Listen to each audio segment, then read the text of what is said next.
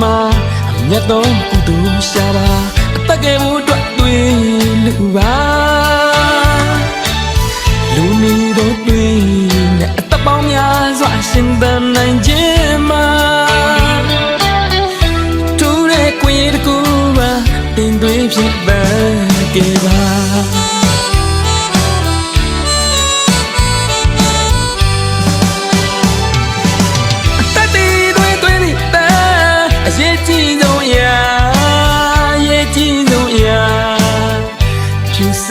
စိတ်ထားကိုတွေးတာကိုလူပါ